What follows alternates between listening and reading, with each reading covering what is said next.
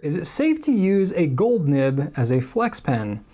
I noticed that you mentioned the flexibility of gold nibs in your pen reviews, but I've been cautious about whether I can use a gold nibbed pen like a Visconti Homo Sapiens, which I'll talk about, or Pilot Vanishing Point as a flex pen without damaging the expensive nib. It's funny that you asked that because there was a time back when there were no steel flex nibs. You could only get them in gold. So I just think it's interesting that you're asking, can you use gold nibs as flex nibs? Because I think that's shown that over the last 4 or 5 years, especially as Noodlers has really made the steel flex nib something that has been more common, more popular, that this question would even come about. So this is the first time I've ever been asked this question specifically, so that's why I wanted to take it. It's time to flip. So yes, okay, first thing I need to clarify a little bit is Visconti's nibs are palladium, not gold. Different material, but it acts a lot like gold, so it's fine. It doesn't really hinder the conversation at all. That's just a point of clarification. It is a different material, but it's still very soft and very springy like a gold nib would be. So for me personally, in my vernacular, when I'm talking about pen reviews and stuff like that, I don't like to use the word flexible unless it really means like intense line variation, really made to be flexed out. There are some pens that are made to be flexed, like the Noodler's Flex Pen, for example.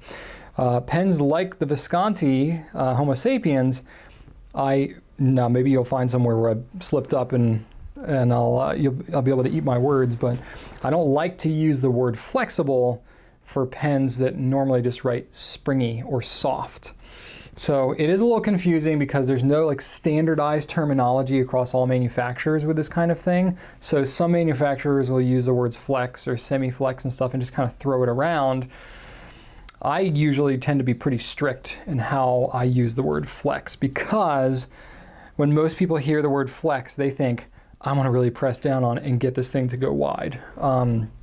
Not necessarily the case, especially with pens that are not designed to do that. So if you're talking about gold nib pens in general, you mentioned Visconti there, but you also mentioned the Vanishing Point. The key advantage really of having a gold nib pen is that it's going to write somewhat springier and be a little softer, but that doesn't mean you're going to expect line variation necessarily, or doesn't mean you should write with it in a way that will cause it to do that. Actually, I've talked to Visconti. I've only carried Visconti now for just under a year, but in talking to Visconti, they had major problems with people springing tines when these palladium nibs first came out because word was getting around that they were flexible, and immediately people were buying the pens and going and just completely springing the tines like crazy. Sorry if that was really loud in the mic, but that's what was happening. So they had to like train, and I don't even know if they I don't know if they changed the nibs necessarily, but they had to go through a big kind of a warranty effort there to not have people doing that all the time. It's also something that I see happen with Pilot Falcons. They used to be Namiki Falcons, now they're Pilot Falcons. They have a soft nib. They make a regular nib version for that pen. We don't carry that here because everybody wants the soft one.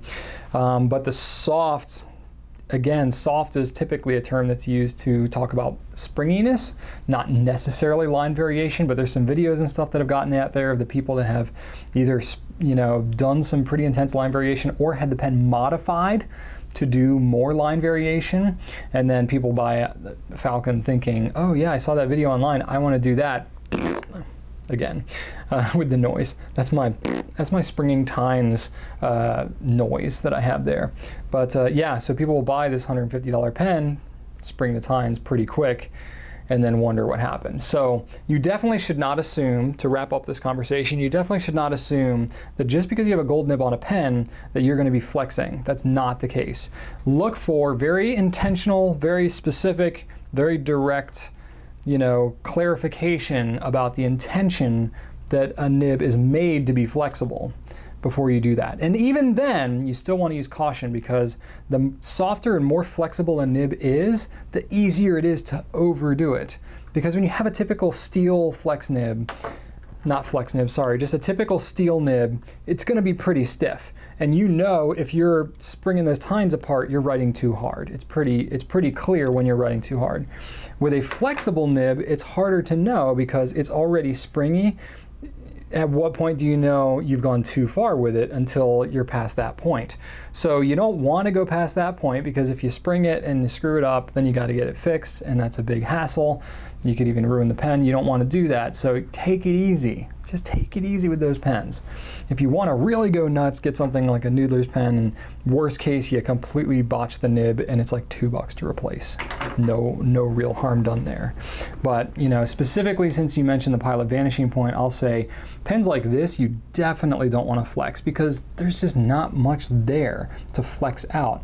It's like, you know, half a centimeter or something like that to have there where it's able to flex. So really don't do it with the vanishing point. A pen like the Visconti, you're able to get some line variation, but just, you know, go easy, because those nibs are expensive to replace. You probably have to repair it and stuff, and you don't want to have to be doing that because it's more hassle than it's worth. So just do it at your own risk. All right.